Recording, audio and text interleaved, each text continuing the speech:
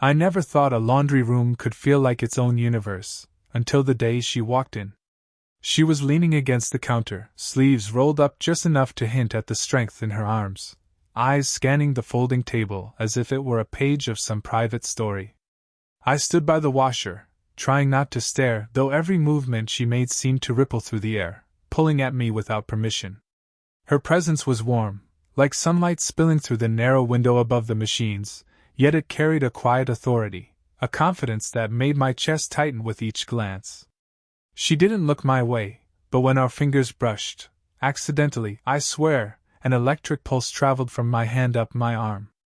I stepped back a fraction too late, and the heat lingered longer than it should have. "I think that shirt's yours," she said softly, her voice smooth, steady, but with a trace of something I couldn't place. Amusement? Curiosity? Or maybe a warning? I turned the folded laundry in my hands as if it could hide the sudden awareness that she was too close, that the air between us had thickened without notice. Her scent hit me then, a mix of lavender and something unnameable, subtle yet impossible to ignore. I caught the edge of it as she leaned forward, reaching for a stray sock on the counter, and my stomach did a quiet flip. She seemed to move with intention, each gesture deliberate but casual, like she knew the effect she had without needing to try. I wanted to say something clever, something that wouldn't betray the way my mind had already wandered into impossible spaces, but my throat felt tight. So I said nothing. Instead, I watched the way her hair caught the light, the curve of her neck as she glanced over her shoulder. That glance, it lingered just a fraction too long, like she knew I was looking, and I thought I felt her notice me noticing. "Careful, you're watching more than the clothes," she murmured, almost a whisper, but it landed between us heavier than any shout. Her eyes found mine, steady, teasing, yet there was a softness beneath it, a vulnerability she didn't hide but didn't announce either. I swallowed, unsure if I should laugh, apologize, or confess something I hadn't yet understood myself. The machines hummed around us, filling the room with a monotonous rhythm that somehow amplified every heartbeat, every small intake of breath. Her hand brushed mine again, this time deliberate, and I froze, part of me hoping she wouldn't pull away, part of me terrified she would. The tension was a living thing, coiling between us, silent but insistent, filling every corner of the cramped room. She picked up a damp towel and shook it free, and the movement sent a ripple through the space between us, subtle, intimate, but charged with something I wasn't ready to name. I wanted to speak, but no words could capture the pull, the way her nearness made everything else blur. Then, just as my courage crept closer to the surface, the door clicked, an abrupt, hollow sound that cut through the delicate bubble we'd formed. She froze, eyes wide for the briefest second, lips parting as though to say something, and I realized the room had grown impossibly small, every inch of it holding us in a moment that neither of us had wanted interrupted. And for the first time, I noticed the faint tremor in her fingers as she reached for the detergent bottle, a small, human flaw in a woman who seemed otherwise untouchable. The door opened wider. A shadow fell across the floor. The moment shattered, or maybe it didn't. I wasn't sure which. The shadow at the door didn't belong to anyone. It was my imagination, or maybe the room had simply swallowed the world outside, leaving just her and me in the hum of the washers. I cleared my throat, trying to shake the awareness of her presence, but it clung to me like a second skin. She folded the towel with deliberate care, and I watched the way her hands moved, strong and practiced, yet softened at the edges by a grace that seemed both natural and impossible. I remembered the last time I had felt this drawn to someone, years ago, a fleeting infatuation with someone who had already moved on before I had even dared to notice. But this was different. Every look she cast in my direction seemed like it could hold 1,000 unspoken words, each one stirring something in me that I didn't yet know how to name. I tried to focus on the laundry, folding a shirt with trembling fingers, but my mind betrayed me. I remembered snippets of her life, glimpses she had shared on idle conversations, a divorce that left her wary, late nights spent alone, the echo of laughter she rarely let anyone hear. Each detail added weight to her presence, made her feel simultaneously untouchable and achingly close. "You seem careful," I said, trying to sound casual as I stacked a pile of damp towels. My voice cracked slightly, betraying how much I noticed, how much I felt, even as I tried to appear indifferent. She lifted her eyes, a faint smile tugging at the corners of her lips. Careful is safer. The words were light, almost playful, but the pause after them carried more meaning than any sentence I could force out. Her gaze lingered a fraction longer than necessary, and I felt the brush of her perfume, or maybe it was just her nearness, curling around me, warm and intimate. There was a risk in watching her, in noticing the way her shoulder brushed mine when she leaned over the counter, the subtle warmth of her breath near my ear as she murmured a correction about the laundry. Society might raise eyebrows, and I could almost hear the quiet judgment in my own mind, 20-something, staring at a woman twice my age. But in the hum of this small, mundane room, none of that mattered. All that mattered was the electricity coiling between us. Her hand hovered over the detergent bottle, hesitating, and I caught the tremor there too, the smallest sign that she wasn't as unshakable as she appeared. For a heartbeat, I wanted to reach out and steady her, to touch her in some innocent, grounding way. Instead, I let my hand linger on the counter, inches from hers, daring not to cross the invisible line she set but longing for her to step closer.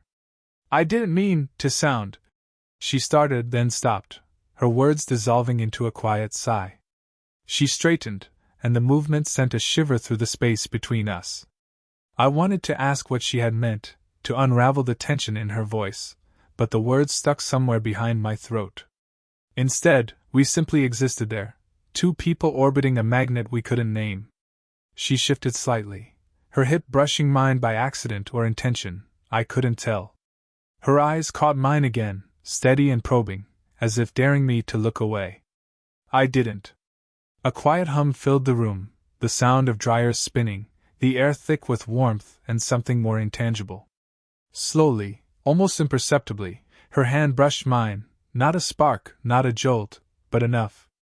Enough to confirm the unspoken, to deepen the bond that neither of us had the courage to voice yet.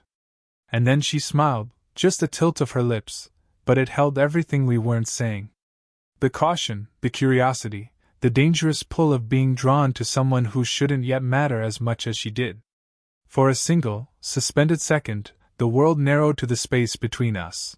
The warmth, the tension, the almost touch that spoke louder than anything words ever could. I wanted to reach, to cross the distance, but I didn't. And in that restraint, I realized something profound. We both knew the line, and we both wanted to approach it anyway. The hum of the dryers filled the room, a steady backdrop to the thrum of my own heartbeat. Every breath I took seemed amplified, and I noticed the faint scent of her again, lavender and warmth, subtle but impossible to ignore. She was folding the last of the towels, fingers brushing the fabric in that same deliberate way, and I couldn't stop myself from watching. "I think that's all," she said softly, straightening and letting the towel slip from her hands. Our fingers brushed once more, deliberately? Accidentally? I didn't dare think too deeply, and my pulse spiked. Then the door clicked. I froze. She froze. A friend from downstairs had come to drop off some forgotten laundry. The room felt smaller instantly, the electricity between us suddenly under threat. I cleared my throat, trying to act casual, but my fingers were trembling as I stacked shirts. She smiled at me, quick and taut, before spinning to greet the visitor. The friend lingered only a moment, chatting about nothing that mattered, but each second felt like an eternity. Every glance they cast toward us felt loaded, like a third eye seeing something that wasn't supposed to exist. When the door finally closed, we exhaled in near unison, relief and tension mingled in the quiet that followed. She leaned against the counter, closer than usual. My hand hovered near hers again, and this time neither of us moved away. Her eyes met mine, steady, intense, and I noticed a flicker of something, hesitation, curiosity, daring, all wrapped into one. I swallowed, trying to keep my voice steady. You never answer when I ask which shirt is yours?" I said, my words awkward, betraying my awareness of how ridiculous I must sound. Her smile was slow, teasing, and she tilted her head just enough that her hair brushed my cheek when she leaned slightly forward. Maybe I like to watch you guess, she murmured, her voice low, almost a whisper. The warmth of her breath grazed my lips, and for a heartbeat I thought, just a heartbeat, I could close the distance, tilt my head, and taste that tease. But I didn't. Neither of us did. Instead, she pulled back ever so slightly, creating the faintest space between us, though it felt like inches of tension stretched across the room. My hands itched to reach for her again, to let the line between caution and want blur, but the thought of what others would think, what I should feel guilty for, held me back. Her hand lingered on the counter near mine, and our fingers almost touched. "This is dangerous," I whispered, almost to myself. My throat tightened at the sound of my own words. "Maybe," she admitted, her gaze dropping briefly before flicking back up, holding mine. "But some things are hard to ignore." The pause stretched between us, long, heavy, electric. I noticed every micro-movement, the slight tilt of her shoulder, the way her breathing had slowed, the faint tremble of her fingers. She was just as caught as I was, just as unwilling to break the invisible pull. I wanted to speak, to confess, to reach out and let the world outside dissolve. Instead, our forearms brushed lightly, and she leaned toward me instinctively. I leaned in, too, drawn by a force I couldn't name, yet just as instinctively, we pulled apart slightly, aware of the line we weren't ready to cross. And still, when I stepped back to grab another folded shirt, I felt her presence closer than ever, a warmth that pressed against the caution we both clung to. The electricity lingered, almost unbearable, but undeniable. In that suspended moment, with the hum of the dryers echoing around us, I realized we were pulled closer than ever, not physically, not fully, but in every way that mattered. The laundry room had never felt so small. Each hum of the machines, each creak of the floorboards, seemed amplified, echoing through the tension that had been building between us for weeks. I could feel her presence in every corner of the space, pressing against me without a word, her energy magnetic and unavoidable. She reached for a loose strand of hair that had fallen across her face, brushing it back, and I instinctively wanted to take her hand in mine. My fingers hovered near hers, trembling slightly, but I didn't move. She tilted her head, and her eyes caught mine, intense, unflinching. The air between us thickened, scented with lavender, warmth, and something unspoken that made my chest ache. "I can't stop noticing you," I admitted, my voice low, almost a whisper, though I didn't know if I meant it as a confession or a warning. Her breath caught, and she stepped closer, leaning against the counter, shoulders grazing mine. The warmth of her body hit me, sending shivers down my spine. She didn't pull away. Instead, her gaze softened, and there was something raw in her eyes, longing, caution, fear, maybe all of it at once. "You know, this is risky," she said, her voice trembling just slightly, betraying a vulnerability she rarely allowed to show. I wanted to reassure her, to say it wasn't, but the words stuck in my throat. The truth was, every moment we spent this close felt like stepping onto a ledge. One wrong move, and everything could fall apart. My hand brushed hers, not a touch, not yet, but the friction was enough to ignite the tension fully. She shivered, or maybe it was me, and I realized I had been holding my breath. The sound of it startled me, loud in the quiet of the room. "I can't," she whispered, trailing off, and the incomplete sentence echoed in my mind like a question I didn't dare answer. I leaned closer, just a fraction, enough to feel her warmth fully. Her hair brushed against my cheek, soft, fragrant, disarming.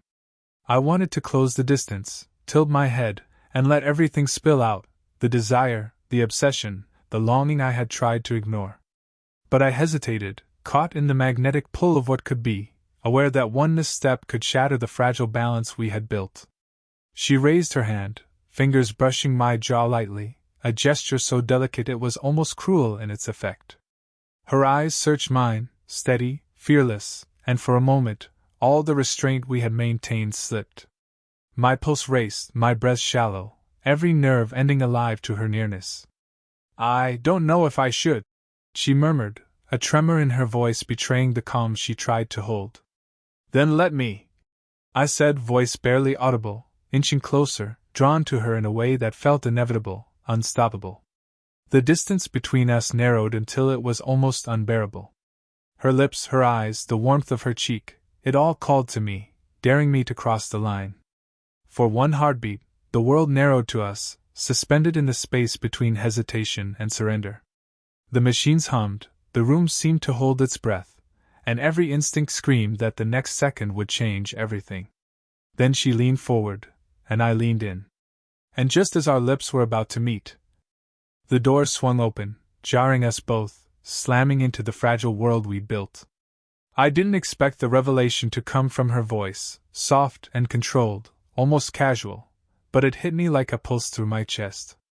"There's something I need to tell you," she said, standing in the middle of the laundry room, eyes fixed on mine in a way that made me forget how to breathe.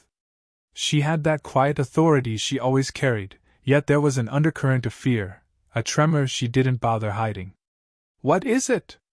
I asked, my own voice unsteady. My fingers itched to reach for her, but every instinct screamed caution. Someone overheard us." Her words were measured, but the implication hung heavy, undeniable. "Someone upstairs. They might misunderstand." I froze. My chest tightened, the air suddenly thick, heavy with consequences I hadn't considered. The intimacy we'd shared, the stolen glances, the brushes of hands, it all suddenly felt exposed, risky in ways that made my pulse race faster than I thought possible. Her hand brushed against mine as she passed, an almost touch that sent shivers down my spine. She didn't step back, yet every movement was charged with tension, like we were teetering on the edge of something forbidden. I swallowed, caught between wanting to step closer and the fear of being reckless. "I didn't mean for any of this," she said, eyes flicking down at the floor before meeting mine again. The vulnerability in her gaze made my heart twist. I wanted to reassure her, to promise that none of it mattered, but the truth was that it mattered too much. Her presence was overwhelming, warmth radiating from her, hair brushing my shoulder as she adjusted her stance, the soft exhale of her breath just a fraction away from my ear. Every subtle movement of hers held meaning, hesitation, daring, desire. And I noticed it all. Every brush of skin, every shift of weight, every fleeting glance that lingered longer than propriety allowed. "I should step back," I murmured, barely audible, though I didn't move. Instead, I let my gaze follow her, trace the line of her jaw, the curve of her neck, the way her lips parted slightly as if to say more but held back. "Maybe," she whispered, almost mockingly, but her shoulder nudged mine in the smallest of pressures, a teasing challenge that sent my pulse surging. The air between us crackled. We were inches apart, every nerve ending alive, every instinct screaming for closeness. And yet the risk, the knowledge that someone might have seen, that the world outside would judge us, made the desire sharper, more acute. It wasn't just attraction anymore. It was a collision of want and danger, of longing threaded with fear. Her fingers brushed against mine again, lighter this time, almost teasing, almost accidental. I could feel the electricity in the contact, the warning that we were on the edge, and I couldn't help but lean slightly closer, drawn toward her warmth like a moth to flame. "I can't stop thinking about it," I admitted, voice low, trembling in ways I didn't fully understand. I didn't know if she would pull away or pull closer, and somehow, that uncertainty only intensified the pull between us. Her lips curved into a faint, knowing smile, the kind that promised everything and nothing at the same time. She didn't answer, but her hand lingered just long enough near mine to speak volumes. I realized then that nothing would stay safe anymore. The game of glances and near touches had shifted. The stakes had risen, and every instinct in my body screamed that we were past the point of turning back. And so, without saying a word, she stepped closer. I felt the warmth radiate through the thin space between us, smelled the lavender in her hair, heard the soft exhale of her breath, magnetic, irresistible, and dangerous. It was only a matter of time now. The laundry room felt smaller than ever, the hum of the machines fading into silence as if the world itself had paused for us. She was inches away, close enough that I could feel the heat radiating from her, smell the faint trace of lavender mingled with the warmth of her skin. My chest tightened, every nerve ending alive with anticipation, desire, and fear all at once. Her eyes met mine, steady, unflinching, and I saw it there, the same pull I felt, mirrored in her gaze. Longing. Hesitation. The weight of every unspoken word between us. "I shouldn't," she whispered, the sentence trailing off, carried away by a tremor in her voice. She lifted a hand, brushing a strand of hair behind her ear, the gesture small, delicate, but charged with intent. My own fingers itched to follow, to touch, to close the space that neither of us dared breach. But I didn't step back. Not this time. "I don't want to wait any more," I said, voice low, catching in the quiet. I moved just a fraction closer, enough that our shoulders touched, enough that the tension between us became tangible, almost unbearable. She inhaled sharply, eyes widening, and for a second I thought she might pull away, but she didn't. Instead, she leaned in slightly, as if testing the boundary, and the heat of her proximity made my breath hitch. Her lips were tantalizingly close, the faintest exhale brushing mine. Every instinct screamed at me to close the distance, to surrender to the pull that had been building since the first day I noticed her. You're sure?" she asked, a whisper that carried more meaning than any declaration could. The vulnerability in her eyes, the slight tremble of her fingers as they hovered near mine, it all spoke louder than words. "I am," I breathed, voice trembling but steady. "I can't hide it anymore." For a suspended moment, the world contracted to just the two of us, the warmth of her body, the electricity in the air, the weight of every choice we had delayed now pressing down. Her hand found mine, fingers intertwining lightly, and the touch sent a shiver racing through me. She tilted her head, and our eyes locked, searching, questioning, daring. The hesitation, the fear, the what if, that had always lingered between us, all of it dissolved in the quiet intensity of that moment. We weren't thinking about consequences or judgment. There was only the pull, the desire, the undeniable connection we had both tried to ignore. Slowly, deliberately, she leaned closer. I leaned in too. Her cheek brushed mine, warm, soft, intoxicating. The brush of her hair against my neck made my pulse spike. Every micro-movement, the slight tilt of her body, the shallow inhales she tried to hide, the subtle quiver of her hand in mine, spoke volumes. And then, at last, in a moment that felt like both eternity and a heartbeat, we surrendered. Not with words, not with ceremony, but with the messy, raw, human closeness that had been building since our first glance. Our foreheads touched, breaths mingling, and in that simple, intimate proximity, everything became clear. I knew her now, the guarded, graceful woman who carried both strength and vulnerability. She knew me, the boy who had watched, waited, and finally allowed himself to feel. And in that understanding, the tension that had haunted us transformed into something pure, recognition, desire, and the quiet certainty that we had chosen each other. The world outside the laundry room could wait. The laundry room was quiet again. The machines had finished their cycles, their hum replaced by the softer rhythm of our breathing. She hadn't stepped back, and neither had I.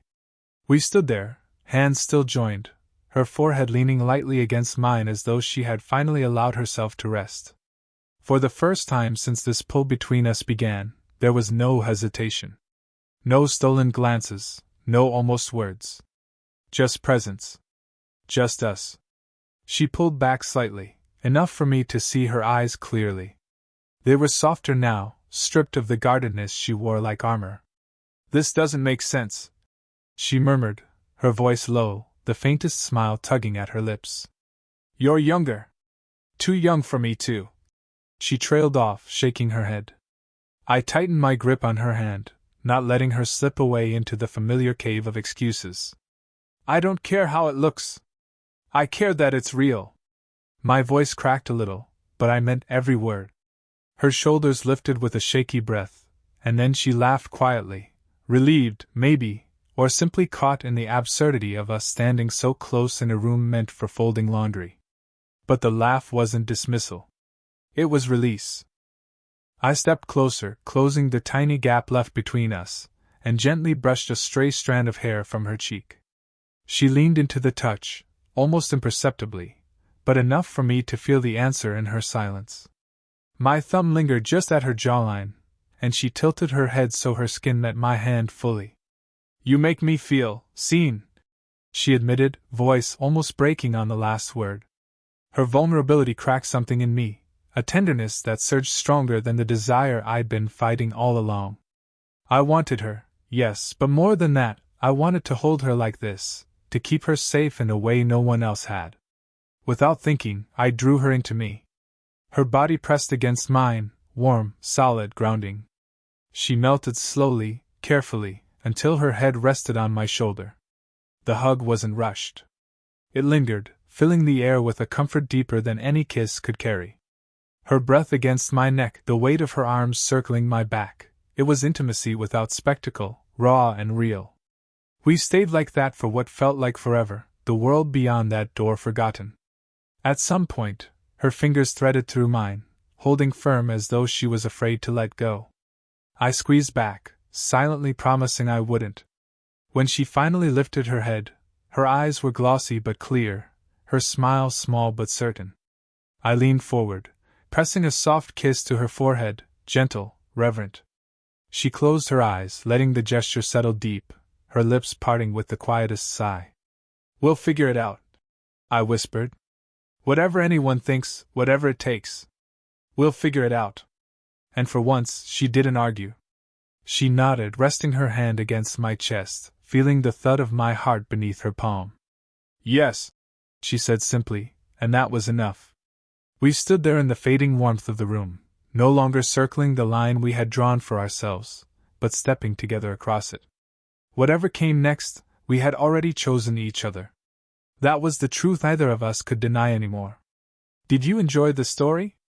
What kind of stories would you like to hear next?